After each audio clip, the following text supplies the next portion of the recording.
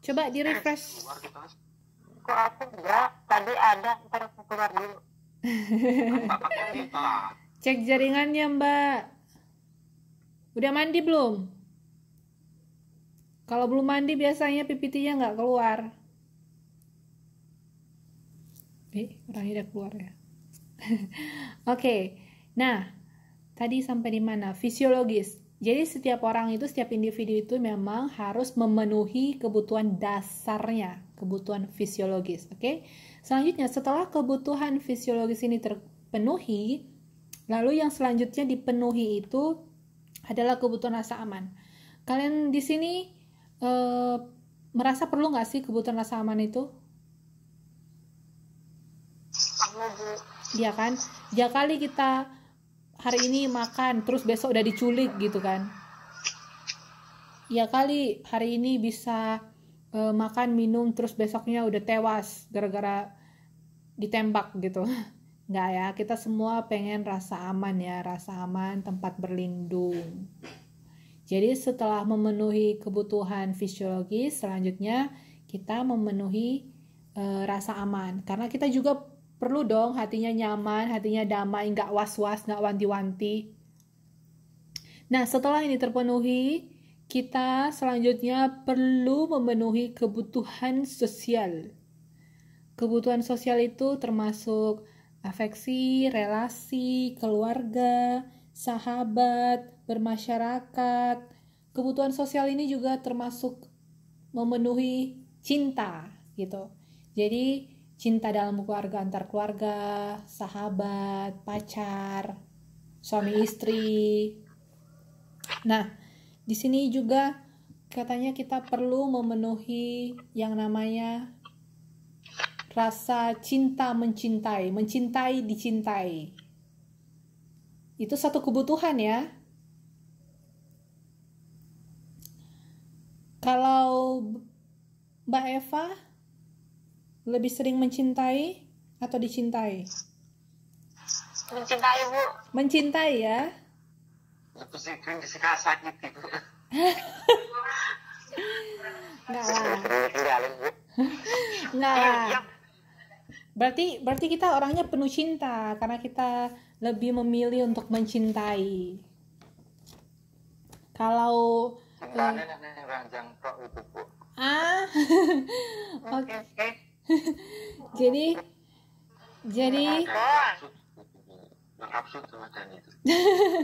Oke. Jadi sebenarnya kebutuhan sosial itu termasuk ini ya, kebutuhan yang harus dipenuhi. Karena contohnya nih, bukan kalian ya, kita sering dengarkan di berita-berita itu ketika anaknya bertumbuh dengan pergaulan yang bebas, atau anaknya menjadi temperamental, atau seorang individu itu bertumbuh menjadi kurang sopan hanya karena dia tidak memiliki cinta. Dia nggak tumbuh dalam keluarga yang penuh cinta atau yang perhatian gitu ya, perhatian lah kita bilang. Nah, karena sebenarnya itu kebutuhan, perhatian atau cinta itu sebuah kebutuhan. Jadi kalau memang itu tidak terpenuhi, ada aja yang menjadi konsekuensinya gitu. Contohnya seorang anak yang bertumbuh menjadi pergaulan bebas dan lain-lain seperti itu. Jadi kalian ini nanti harus memenuhi kebutuhan sosial ini ya, mencintai dan dicintai, oke? Karena ini juga termasuk kebutuhan. Jangan kalian maunya dicintai saja tapi tidak mau mencintai balik, nanti kasihan pacarnya, PHP itu namanya. Oke. Selanjutnya, setelah kebutuhan sosial ini terpenuhi, jadi sebenarnya dia bentuknya piramida. Setelah kebutuhan yang paling awal terpenuhi, muncullah kebutuhan berikutnya yang harus dipenuhi, lalu muncul lagi kebutuhan berikutnya. Nah, selanjutnya ketika telah terpenuhi kebutuhan fisiologis, rasa aman, kebutuhan sosial, ini bertahap ya, nggak bisa langsung dilangkai, setelah fisiologis langsung penghargaan, nggak kayak gitu. Ini harus bertahap pemenuhannya gitu. Nah, setelah 3 ini terpenuhi, ada lagi kebutuhan yang harus dipenuhi, yaitu penghargaan. Nah, jadi ketika tadi kita sudah memenuhi bisa makan, bisa minum, memiliki rasa aman, memiliki sahabat, cinta, kasih sayang, selanjutnya itu kita pengen memenuhi kebutuhan yang lainnya, yaitu namanya selanjutnya tingkatannya penghargaan. Contohnya itu reputasi atau status sosial gitu. Jadi ketika kita hanya bisa memenuhi kebutuhan fisiologis, kita nggak bakal kepikiran dong ya ngomong-ngomong tentang reputasi lah, ngomong tentang status, nggak ya. Jadi memang itu bertahap. Setelah kita memenuhi rasa aman, rasa sosial, lalu kita memiliki kebutuhan lainnya, yaitu tentang reputasi dan status. Nah, yang terakhir, setelah kita bisa memenuhi kebutuhan penghargaan ini, ada yang namanya dengan kebutuhan aktualisasi diri. Kebutuhan aktualisasi diri itu apa sih? Itu tentang pengembangan diri, pemenuhan ideologi. Contohnya, ketika kita sudah bekerja, contohnya tadi kita dapat kerjaan, sudah bekerja. Nah, lalu selanjutnya pengen jadi leader, aktualisasi diri. Selanjutnya pengen jadi manajer gitu. Jadi ada motivasi dari dalam diri yang menjadi kebutuhan yang harus dipenuhi gitu. Jadi dia semakin hari orang ini kan setelah yang satu terpenuhi kebutuhannya pengen yang lain lagi, pengen meningkat lagi, seperti itu kan kalau kita. Nah, Maslow mengatakan seperti itu. Jadi kebutuhan itu ada tingkatannya. Yang paling tinggi itu yaitu tentang pemenuhan ideologi. Kalau kalian sampai sejauh ini sudah memenuhi kebutuhan yang mana?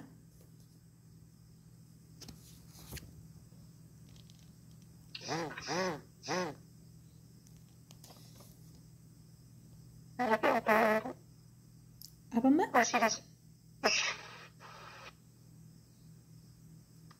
Di mana Mbak?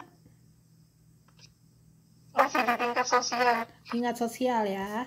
Oke, berarti nanti setelah ini masuk ke pemenuhan kebutuhan penghargaan. Ya, jadi yang paling dasar, paling basic itu fisiologi dan rasa aman. Jadi pada umumnya setiap individu itu berusaha untuk memenuhi yang dua ini gitu. Jadi setelah bisa makan, kita juga memiliki rasa aman. Dan kalau udah sampai ke sosial, itu sudah bagus. Lebih tinggi lagi, lebih bagus lagi. Oke, selanjutnya sudah pukul berapa ini? Saya absen dulu kali ya. Saya absen dulu ya.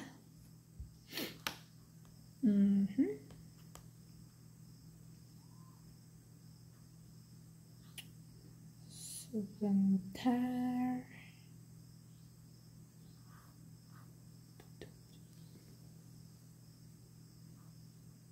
Hadir, Bu. Terlalu semangat. Sebentar saya panggil namanya. Mas Agus hadir. Mbak Apriani? Itu Mbak Agus, Bu, bukan Mas. Astaga. Namanya emang Agus. Agus ya. Agus. Mas, Bu. Maaf ya Mbak Agus. Saya loh nggak bermaksud. Mas Bang Arianto, Mbak Astuti ada? Hadir, Bu. Mbak Dia. Bu, saya hadir ya, Bu. Itu Mbak siapa yang ngobrol? Barusan. Mbak Dia? Mbak Dia? Nggak ada ya? Oke. Mas Endar. Hadir ya. Mbak Eva hadir. Mas Gunawan tadi izin. Kak Herpianti hadir. Lalu Mbak Ice nggak ada ya? Nggak ada. Mbak Ike nggak ada ya? Mbak Ipa nggak ada juga. Pada kemana? Aduh, kenapa lagi?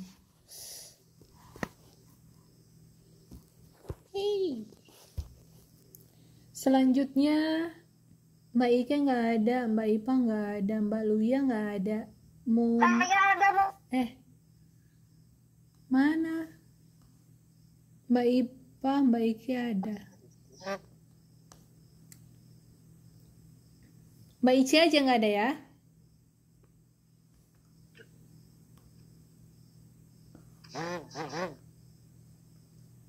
Oke. Mas Muhammad Nuradi ada. Mbak Mutiana?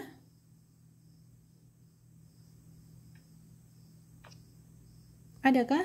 Mbak Nana? Nana Maulina? Oke. Mbak Noviani? Mana nih? Ada, Bu. Oke, sip. Mbak Nyai Sumiati ada. Mbak Paija ada. Mbak Ratih ada. Mbak Roida adakah? Mbak Roida yang mana ini orangnya? Mbak Siti Kumaida ada. Mbak Titik ada. Mbak Tusira Mas Jino. Oke, berarti yang belum Mbak Roida. Saya hadir loh, Bu. Iya. Hah? Mbak Roida mana? Barusan tadi tuh, Bu.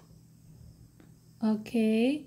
Terus Mbak Mutiana, Mbak Luia, Mbak Ice, Mas Gunawan, Mbak Dia. Oke. Nanti kalau misalkan teman-teman yang saya sebutkan tadi masuk, tolong ingatkan saya ya. Tolong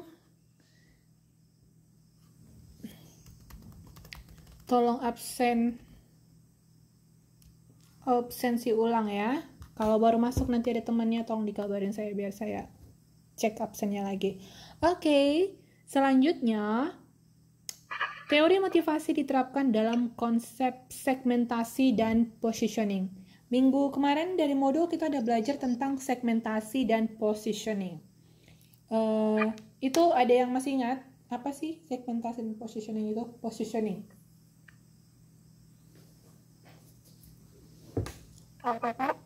Positioning itu apa?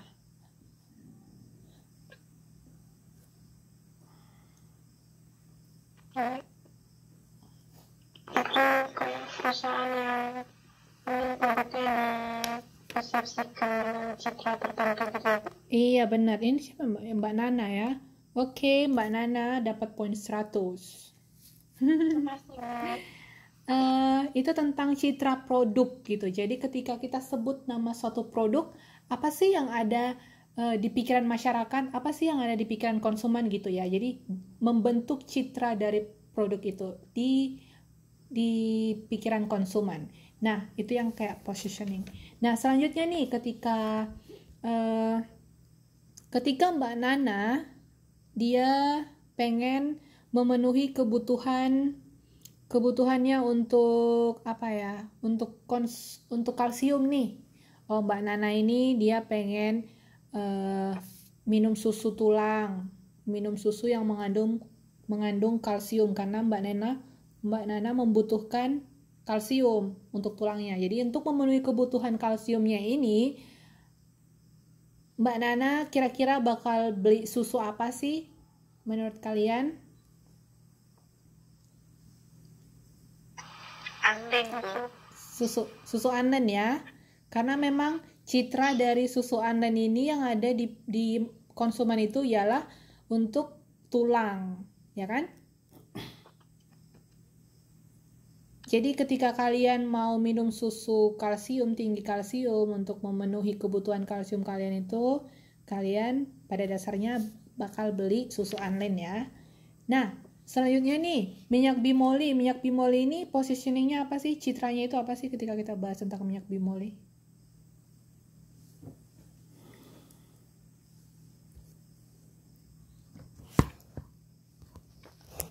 Apa sih? Mengandung apa itu omega 9. Iya, benar. Karena dia minyak yang memiliki kandungan dan nutrisi lainnya dalam minyaknya ya. Dan juga minyak bimol ini bersih ya, jernih ya. Ya, Jernih. bisa diminum. Iya, bisa diminum. Dibandingkan dengan minyak goreng lainnya, apalagi yang tanpa merek itu kan kita nggak tahu udah gimana prosesnya. Nah, kalau minyak bimol ini kan memang dia jernih. Jadi ketika kita pengen atau ingin memenuhi kebutuhan nutrisi dalam memasak, biasanya kita bakal pilih untuk membeli minyak bimoli. Nah, jadi di sini ada termasuk juga teori motivasi itu diterapkan dalam konsep segmentasi dan positioningnya. Jadi motivasi dari konsumen itu, dari kita sendiri sebagai konsumen, itu berhubungan dengan segmentasi dan positioning yang diberikan oleh perusahaan tentang produk mereka. Citra produk mereka itu apa? Jadi itu berhubungan dengan motivasi pembeli untuk membeli produk itu gitu. Jadi kalian udah tahu ya, nanti kalian juga harus ketika kalian mau buat produk, kalian harus menempatkan citra produk kalian itu apa gitu. Kalian mau ketika produk kalian disebutkan, apa yang timbul dalam benak konsumen, seperti itu. Oke, selanjutnya ada yang dinamakan dengan konflik motivasi. Ini dikemukakan oleh Kurt Lewin. Katanya konflik motivasi itu ada approach conflict, avoidance conflict. Yang selanjutnya ada approach avoidance conflict. Ini kalau kalian udah dapat modul, untuk contoh lebih lanjutnya ada di modul, kita bahas secara singkat saja. Jadi kalau ditanya ada berapa konflik motivasi, itu jangan lupa ada 3. Yang pertama, approach conflict itu konfliknya yang dalam bentuk positif. Jadi dalam konflik motivasi yang pertama ini, kita dikemukakan dalam 2 situasi atau dalam 2 kondisi untuk dipenuhi. Jadi kebutuhan A dan kebutuhan B. Kalau approach konflik ini dia dalam hal yang positif. Nih contohnya Mbak Paija Puspita nih. Dia nanti sore pengen masak. Mbak Paija nanti sore pengen masak. Itu situasi pertama. Situasi kedua juga, Mbak Paija nanti sore pengen jalan-jalan. Nah, jadi dalam 2 situasi ini ada konflik ya. Tadi kan dia pengennya masak, terus pengen jalan-jalan juga gitu. Jadi dia dalam 2 situasi. Nah, selanjutnya avoidance conflict. Ini dia dalam kondisi yang negatif. Contohnya lagi, contoh ya Mbak Eva, contoh doang. Contohnya ini Mbak Eva kan kerja nih. Nah, situasi pertamanya Mbak Eva ini kerjanya lelah. Situasi kedua, Mbak Eva ini punya majikan yang bawel. Nah, jadi dalam 2 kondisi ini udah kerjanya capek, punya majikan bawel pula. Ini contoh ya, walaupun sebenarnya majikan Mbak Eva itu baik banget. Aduh, hatinya selembut malaikat loh, asal kalian tahu aja. Ini tapi contohnya saya buat kayak gini. Nah, kalau Mbak Eva melawan, nanti kerjanya hilang dong gitu ya. Jadi nggak bisa melawan. Nah, di sini Mbak Eva ada dalam 2 kondisi yang bentuknya negatif ya. Nah, selanjutnya approach avoidance conflict ini campuran dalam situasi positif dan dalam situasi negatif. Nah, contohnya nih, siapa ya? Contohnya Mbak Siti Kumaida. Bentar lagi Lebaran. Jadi Mbak Siti Kumaida eh, pengen pulang kampung. Nah, karena lebaran, kalau pulang kampung itu kan padat, rame, jadi desak-desakan gitu. Jadi kondisinya pengen pulang kampung dan berdesak-desakan di perjalanan gitu. Jadi dia ada dalam dua kondisi. Yang pertama kondisi positifnya itu pengen pulang kampung, ya dong, ketemu keluarga. Yang kedua kondisi negatifnya itu dalam perjalanan itu harus berdesak-desakan karena mbaknya tadi pulangnya itu pas lebaran dan itu rame banget di perjalanan gitu. Jadi dia ada dalam dua kondisi, yang positif dan kondisi negatif. Begitulah konflik motivasi menurut Kurt Lewin. Ingat aja yang kondisi pertama itu dalam dua kondisi positif, kondisi kedua dalam bentuk negatif, yang ketiga positif dan negatif. Nah, selanjutnya ada yang dinamakan dengan pengaruh stimulus terhadap motivasi. Jadi ada stimulus yang mempengaruhi terhadap motivasi kita tadi. Disebutkan ada 12 karakteristik stimulus yang penting dalam menarik perhatian konsumen.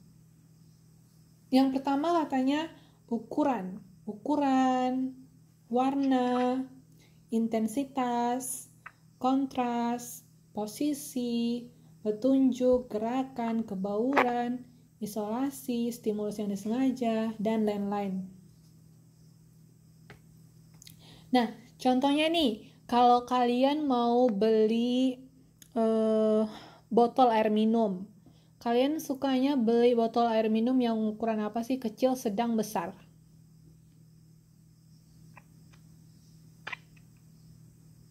Sesuai kebutuhan itu. Kalau untuk kehidupan sehari-hari, Mbak? Oh, yang besar. Yang besar ya? Oke. Yang lain? Adakah kalian memiliki kesukaan yang berbeda?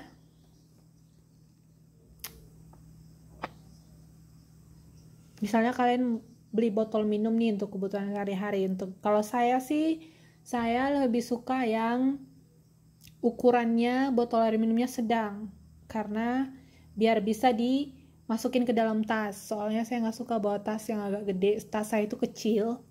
Nah, jadi kalau dia botolnya kecil kan enteng dibawa kemana-mana gitu. Jadi secara ukuran di sini bisa kita lihat ada stimulus dalam motivasi itu ya. Jadi nanti ketika saya beli botol air minum, saya belinya ukurannya, saya melihat dari ukurannya gitu.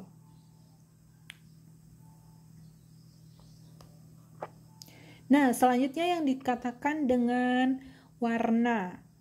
Kalau kalian mau beli baju atau beli tas itu kalian suka warna apa sih?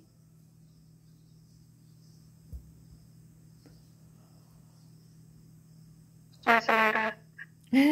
Mbak Siti Kumaida seleranya warna apa? Kan kita hitam bagus, Bu. hitam. Nggak cepet kotor. Hitam ya? Iya. Bu. Huh? Ini semuanya peminat warna hitam? Warna lain nggak ada? Ada ungu, hitam sama ungu. Ungu ya? Pink, Bu. Pink. Black sama pink. Blackpink. Oke. Black Forest lah sekalian. Black Forest. Oke ya, biasalah cewek-cewek kan sukanya pink, ungu gitu loh. Oke. Mana bilang, Bu.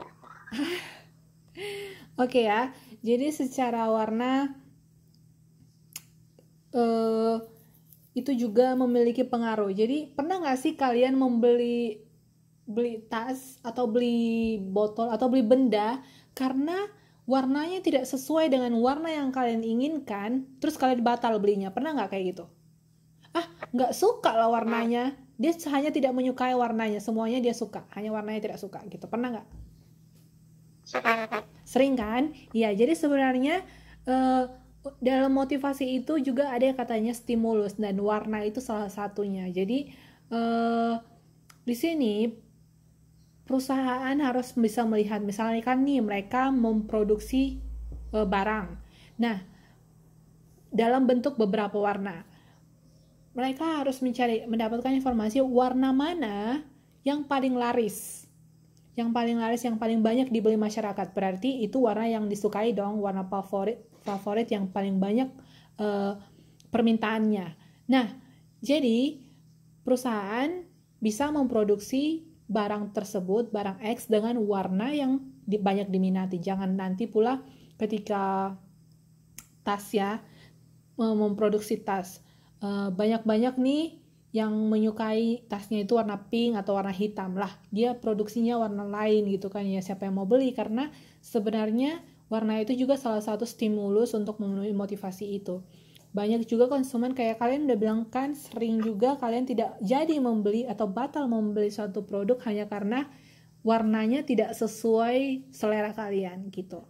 Jadi bukan hanya tentang produknya, bukan hanya tentang kualitasnya, warna itu juga menjadi salah satu stimulus yang menarik perhatian konsumen. Ini deh saya kasih, dan selanjutnya ada lagi tentang intensitas, kontras, posisi. Jadi ini contohnya nih saya kasih, bisa muncul nggak di PPT? Kalau ada nih iklan kayak gini, Saya nggak muncul. ya, mbaknya udah mandi belum sih? Udah mandi dong. Terus kenapa ya jaringan? Keluar masuk. Wah, oke. Kalau misalkan nih ada iklan nih kayak gini, yang kedua nih kayak gini, kalian tertarik nggak ngelihatnya?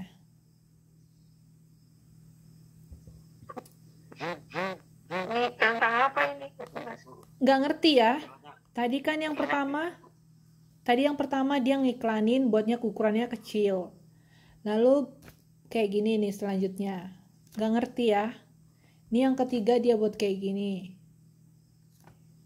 Selanjutnya yang keempat kayak gini. Yang kelima begini. Kalian lebih suka yang mana? Kelima ya. Alasannya Mbak? Nomornya jelas. Oh. Terus ini mau Mantap kali ya, Bu. Jadi kalau dikasih iklan seperti ini tertarik ya kita, karena kontrasnya juga bagus, posisinya juga bagus, perpaduan warnanya juga oke. Nah dibanding tadi yang nggak berwarna, kecil pula, buram pula, bingung ya. Jadi di sini katanya ketika nanti kalian mau memproduksi sesuatu, kalian harus mempertimbangkan dari karakteristik stimulus ini. Ini ada 12.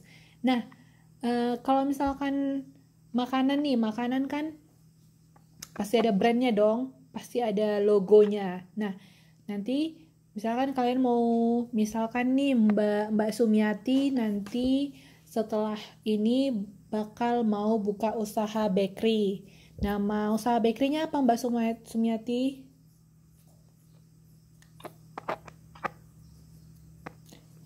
Contohnya belum kepikir. Bakery, Bu. apa? Blackpink. Bakery. Oh belum dipikirin, ya udah deh kita buat aja lah. Contohnya toko roti Anda, jadi mereknya Anda ya. Nah, ketika kita mau pasang logonya, kita harus benar-benar membuat ukurannya sesuai atau pas gitu, enak dipandang mata. Karena ini akan menjadi stimulus nanti untuk pembeli, menarik perhatian konsumen. Kalian harus penulisannya juga ukuran tulisannya itu semana, jangan nanti kebesaran, jangan nanti kekecilan, nggak terbaca gitu. Jadi memang harus menarik perhatiannya. Kalian pernah nggak ngalami membeli sesuatu hanya karena bungkusnya itu lucu? Ih, lucu lah bungkusnya, pengen beli imut gitu. Nah, pernah nggak ngalami kayak gitu, atau pernah dengar nggak ada teman kayak gitu? Kenapa? Ya, saya punya teman, dia suka banget membeli sesuatu itu packagingnya, cara pembungkusannya itu yang lucu, karena katanya dia nggak terlalu peduli sama rasanya. Kalau rasa sih rasanya memang standar, tapi dia suka membeli misalkan cemilan dari bakery itu packagingnya dibuat lucu, ada pitanya warna-warni lagi. Nah, dia dibungkusnya dalam plastik putihnya itu yang ada gambar-gambar Hello Kitty-nya dan lain, dan dia dibentuk bukan yang flat kayak plastik, tapi dia ada kayak bunga-bunganya atau ada bentuk-bentuk variasi lainnya gitu. Nah, jadi ini termasuk stimulus untuk menarik perhatian konsumen. Jadi bukan melulu kita, misalnya contohnya kue ya, bakery tadi Mbak Sumiati, nggak melulu kita hanya mau menciptakan cita rasa yang enak, yang gurih dari produk itu sendiri, tapi kita harus dari segi stimulus ini kita harus melihat bagaimana packagingnya yang menarik, dari segi ukurannya, warnanya, dan lain-lain, posisinya di mana nih cocoknya logonya, dan seperti itu. Yang pasti kita harus bisa menarik perhatian konsumen. Yang pertama itu kita tarik perhatian mereka. Kalau kita sudah dapat perhatiannya, mereka pasti tertarik ingin mencobanya gitu kan. Nah, ketika dicoba, ternyata rasanya enak gitu, ya udah jadi deh langganan. Nah, jadi ketika satu produk itu enak atau tidaknya, kalau konsumen tidak tertarik membelinya, ya pasti tidak dicoba kan. Nah, kalau tidak dicoba ya tidak laku dong gitu. Nah, jadi di perilaku konsumen ini kita mempelajari ada 12 karakteristik stimulus. Ini perusahaan perlu memperhatikan bagaimana cara mereka untuk memanage dari segi marketingnya untuk menarik perhatian konsumen. Kayak kalian tadi pastinya nggak ada dong yang tertarik melihat kalau ada produk seperti ini, misalkan dia mau jualan baju kah, apakah jual baju apa gimana nih, nggak ngerti kan, bingung malahan.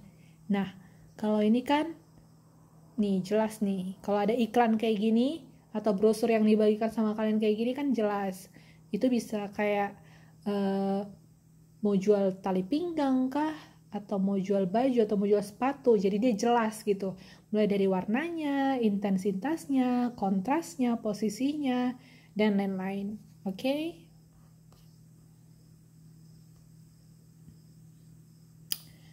Nah, selanjutnya ada yang dinamakan dengan kepribadian konsumen.